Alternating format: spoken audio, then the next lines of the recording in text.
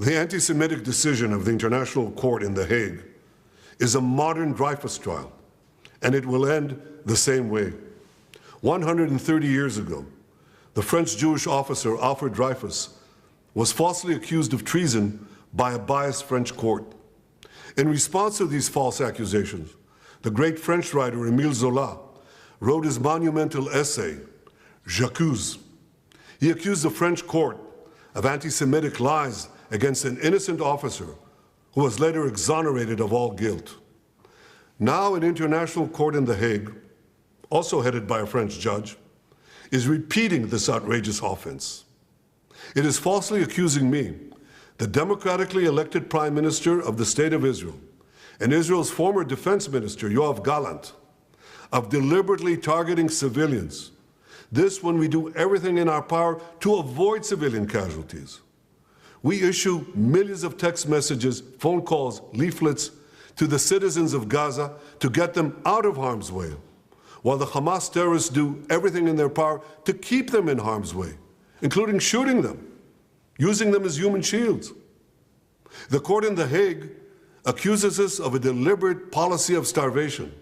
This when we've supplied Gaza with 700,000 tons of food to feed the people of Gaza. That's 3,200 calories for every man, woman, and child in Gaza. And these supplies are routinely looted by Hamas terrorists who deprive their people of much-needed food.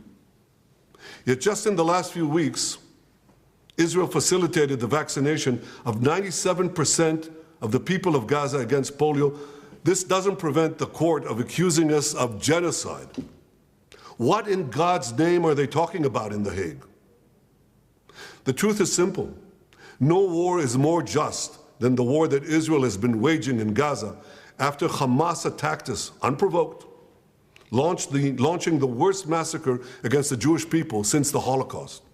The decision to issue an arrest warrant against me, the democratically elected Prime Minister of the State of Israel, and our former Defense Minister, was made by a rogue prosecutor who's trying to extricate himself from sexual harassment charges, and by biased judges who are motivated by anti-Semitic sentiments against the one and only Jewish state. These judges did nothing. They did nothing against the real war crimes committed against the millions who've been murdered or uprooted by the dictatorships in Iran, Syria, and Yemen. Instead, they falsely accused the one democracy in the Middle East, Israel, thereby imperiling the right of all democracies to defend themselves against murderous terrorists and tyrants. Nor did the court do anything against the Hamas terrorists who raped our women, beheaded our men, burned babies alive in front of their parents, and kidnapped hundreds of men, women, and children to the underground dungeons of Gaza.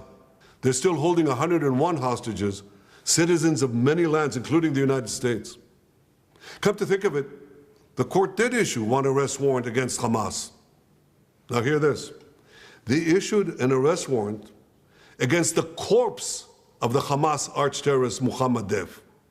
His corpse. What an absurdity. No biased anti-Israel decision in The Hague will prevent the State of Israel from defending its citizens. And I want to thank our many friends around the world, especially those in the United States, who've condemned this outrage and who have said that this decision will have severe consequences for the ICC and those who cooperate with its decision. Israel will not recognize the validity of this decision. We will continue to do everything we must do to defend our citizens and defend our state against Iran's axis of terror, Iran and its terrorist proxies, which include Hamas, Hezbollah, the Houthis, and others. Our enemies are your enemies, and our victory will be your victory, the victory of civilization over barbarism and tyranny.